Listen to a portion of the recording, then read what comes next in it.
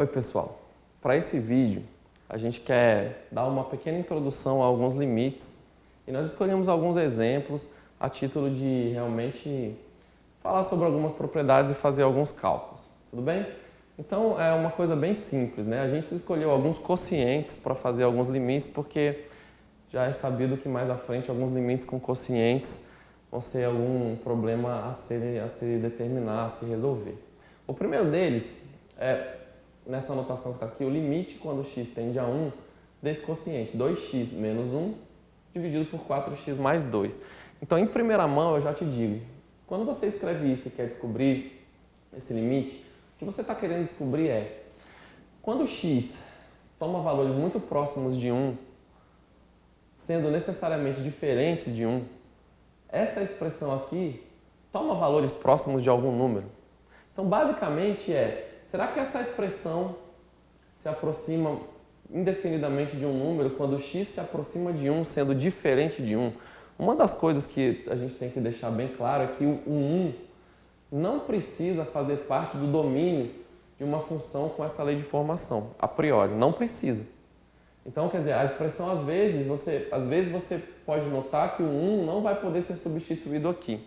Mas nesse caso, se você der uma investigada antes, você pode até se perguntar, bom, o limite disso aqui, o limite disso dessa parte aqui de cima, quando o x vai para 1. Então, você poderia tentar substituir o x a título de investigar previamente, antes de você fazer, enfim. E você pode ver quando o x vai para 1 aqui em cima, tentar ver quanto é que dá. E especialmente aqui embaixo, né? O denominador nesses limites quase sempre é o problema. Porque muitas vezes o denominador vai a 0 quando o x vai para 1. Mas nota que aqui não é o caso, né? Até porque quando o x vai para 1, você só tem positivos aqui multiplicados e somados. Então, o seu denominador aqui não vai para 0. Quando ele não vai para 0, você pode simplesmente usar a regra do quociente para limites, ou seja, uma propriedade. O limite de um quociente é o quociente dos limites, quando eles existem e quando aqui o denominador não vai para 0. É o que eu vou fazer. Nota então que usando a propriedade eu vou escrever assim. O limite do quociente, para esse caso bem específico, pode ser dado pelo quociente dos limites aqui. Tudo bem? E muito simples, né? O limite de polinômio, de fato, os polinômios são bem simples e você pode somente substituir o x aqui igual a 1. Então vai ficar 2 vezes 1 menos 2, que basicamente é 1. E aqui embaixo vai ficar 4 vezes 1 mais 2, que é 6. E pronto. Quando você substituiu o x em cima e o x embaixo, você fez o quociente dos dois limites e deu 1/6. E você diz, nossa, professor, entendi tudo. Realmente está muito fácil. Vamos passar por um outro exemplo a ver se essas coisas fazem sentido. Agora eu quero calcular o limite quando x vai a 2 de x menos 2 dividido por x ao quadrado menos 4. Você pensa, bom, eu já fiz eu vou tacar o limite em cima, o limite embaixo, vou dividir os dois e vamos ver o que dá. Ele deu 1/6 aqui. E quando você tenta fazer isso, mesmo antes de resolver propriamente, você pode parar para pensar, quando x vai para 2, x menos 2, se fosse só o x menos 2, tá fácil de ver um polinômio que vai para 0. Até aí não tem problema nenhum, quando o numerador vai para 0, foi para 0. Mas o problema maior está aqui, ó. O seu denominador, se você pudesse colocar o x aqui igual a 2, se fosse só esse limite assim, dessa função aqui de baixo, ele também vai para 0. E quando o denominador vai para 0, o seu limite já não vai ser resolvido tão diretamente dessa forma. Você pode até falar, professor, esse limite não faz sentido. Por quê? Porque você vai zerar o denominador. E aí é que está exatamente o motivo dessa teoria. Quer dizer, se você tiver uma função dada por essa lei de formação, o 2 não está no domínio da função. Por quê? Porque o 2 zera o denominador. Então, a gente poderia pensar numa função assim, f de x igual a isto. Então, o 2 não faz parte do domínio. Mas o limite está aí justamente para solucionar um outro caso, que é o 2 não faz parte do domínio, mas qualquer outro número faz, mesmo aqueles que estão muito próximos de 2.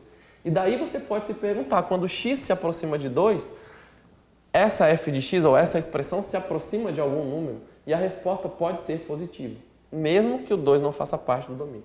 Então, o limite diferencia essas coisas, é uma diferença meio tênue, mas ele serve para isso, para você se perguntar o que acontece com o x quando o x está muito próximo de 2, sendo sempre diferente de 2, porque não faz sentido aqui o x ser igual a 2. E aí, bom, você vai ter que usar alguma outra estratégia para resolver, e nesse caso, a gente vai usar uma fatoração. Nos próximos casos, a gente vai fatorar e trabalhar com a expressão antes de tomar o limite. E a fatoração clara aqui é justamente a diferença de quadrados. Eu vou lembrar aqui rapidinho para você que a diferença entre dois quadrados é igual exatamente a soma multiplicado pela diferença. Então eu vou trabalhar com a expressão aqui um pouquinho antes. Isso aqui vai ficar o limite quando x é 2, quando x vai para 2, aliás, de x menos 2 dividido. E aqui você tem x ao quadrado menos 4, que é x ao quadrado menos 2 ao quadrado. Nós vamos ter então x mais 2 dividido por x menos 2. E nota como eu falei antes, né? O seu problema é justamente o x menos 2 que está indo para zero. E antes de tomar o limite, o que você pode fazer é cancelar, dividir em cima e embaixo por x menos 2. E a pergunta que vem é, mas professor, quando você divide em cima e embaixo por x menos 2, você não está correndo o risco de dividir por zero, já que o x vai para 2? E a teoria é bem posta nesse sentido. Quando eu tenho limite quando o x vai para 2, o x assume valores próximos de 2, mas sempre diferentes de 2. Então você nunca está correndo o risco de x menos 2 ser zero, até porque não faria sentido aqui. E depois que você dividiu, o limite quando x vai a 2, dividindo aqui, vai ficar 1 sobre x mais 2. Resolvido esse problema, você retorna ao caso anterior. Agora o limite do numerador existe, o limite do denominador existe e não é zero. Então você pode fazer simplesmente o quociente dos limites. Veja que quando x vai a 2, 1 vai para 1, porque o limite da constante é sempre a própria constante. E quando x vai para 2, x mais 2 vai para 4.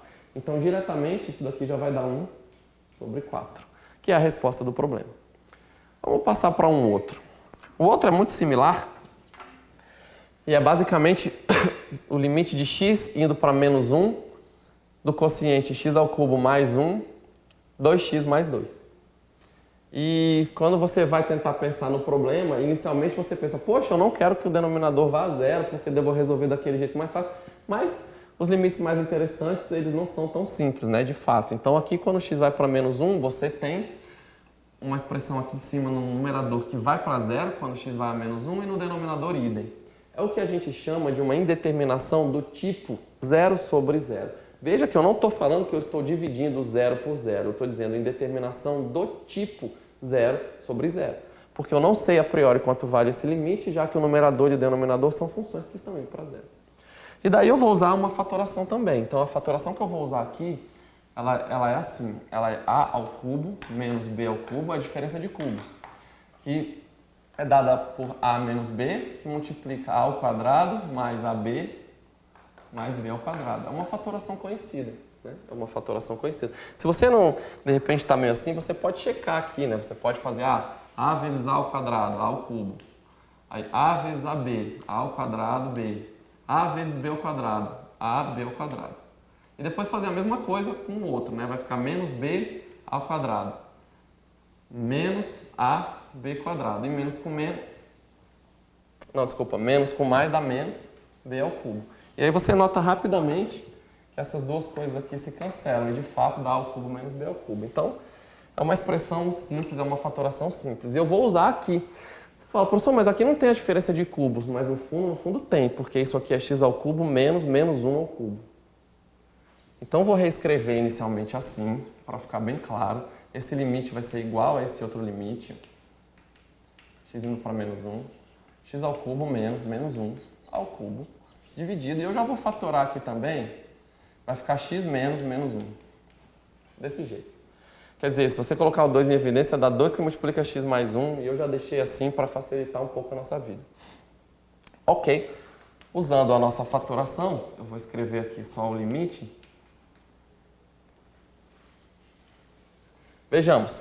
X ao cubo menos menos 1 ao cubo. Então, o x é o a e o menos 1 é o b. E é só você substituir. Então, vai ficar assim, ó. X mais 1. Quer dizer, desculpa, x menos menos 1. E agora eu tenho a ao quadrado, que é x ao quadrado, mais ab, mais x que multiplica menos 1, mais b ao quadrado, mais menos 1 ao quadrado. Acabou-se. E aqui embaixo eu vou ficar com 2 vezes x menos menos 1x. Tudo certo? Tá tudo bem aqui, então a parte que você queria era justamente, antes de tomar o limite, cancelar isso daqui, similar ao que você já fez na letra B do problema. E agora eu só vou reescrever de uma forma simples, depois que eu cancelei essa parte. Quando você cancela essa parte, você já tem uma tendência a ver que as coisas agora vão dar certo, porque essa daqui era justamente o que estava zerando o numerador e esse fator é o que está zerando o denominador. Você já cancelou, as coisas já tendem a estar melhores. Veja. Eu vou colocar então x ao quadrado aqui. Aqui x vezes menos 1 é menos x. E aqui o menos 1 ao quadrado é mais 1. E aqui embaixo sobre 2, que foi o número que sobrou. E finalmente você reduz, quando você corta, você reduz o seu limite ao primeiro caso, que agora é simplesmente você observar que eles não vão mais para zero. Então, quando os limites existem e o denominador, especialmente, não vai para zero, você pode fazer o limite do quociente igual ao quociente dos limites. E colocando o x igual a menos 1 aqui, você vai ter 1 mais 1 mais 1, que dá 3 sobre 2. Lembrando que o limite da constante é a própria constante. Então, o limite quando x vai para menos 1 de 2 é 2. E o seu limite deu 3 meios. Tudo certo? Para a gente terminar, vou apagar aqui essa fatoração. Vou fazer só mais um, que é para te lembrar de uma outra forma de fatorar e de resolver limites, tá? Aqui você tem o limite com x indo para 3 de 2x ao quadrado menos 10x mais 12 sobre 3 menos x.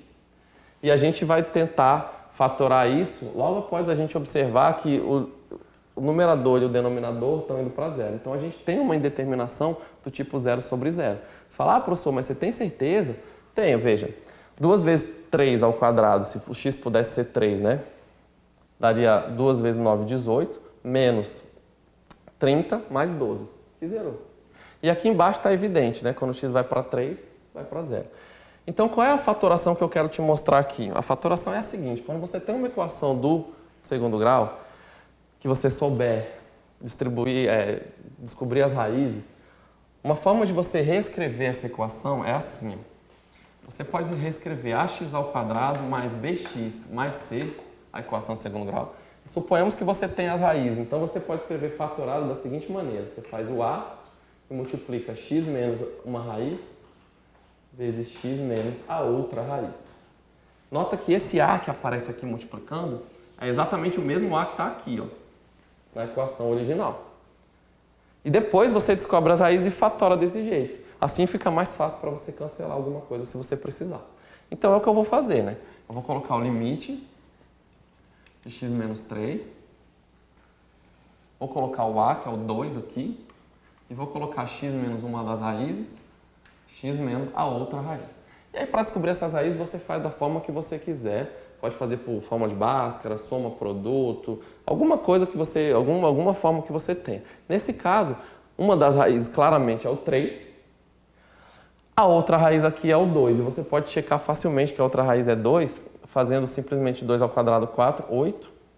Aqui você tem 8, menos 20 mais 12, 0. Então, eu só vou informar que as raízes são 3 e 2. Tudo certo? E aqui você tem um 3 menos x, mas se você olhar bem que aqui você tem um x menos 3, uma coisa que você pode colocar em evidência aqui é justamente um menos 1. Então 3 menos x é exatamente um menos 1 que multiplica x menos 3. Só para ficar visualmente mais claro. Tá bom? E aí depois que você fatora a sua expressão, quando ela está dando a priori, né, inicialmente ela é uma indeterminação do tipo 0 sobre 0, você consegue cancelar aquela parte que está levando o numerador e o denominador a 0, igual você já fez nos outros dois casos. Cancela isso antes de tomar o limite. E aí o seu limite vai ficar reduzido a... Seu limite é igual ao limite quando x vai para 3, de 2, x menos 2, que está aqui, dividido por menos 1. Muito simples. E agora quando x vai a 3, vai ficar exatamente aqui em cima, 3 menos 2, que dá 1, e vai ficar 2 sobre menos 1, a resposta. Que também é conhecido como menos 2. Certo? Eu espero que tenha ficado mais ou menos claro, especialmente a parte teórica e a parte também de você fatorar para cortar um termo indesejável em cima e embaixo, tentar resolver aí esse início dos nossos limites. Também já quero atentar você para o fato de que os limites que dão uma indeterminação 0 sobre 0 estão entre os limites mais importantes desse curso. Por isso que a gente insiste tanto que você deve praticar. Obrigado pela atenção e até a próxima.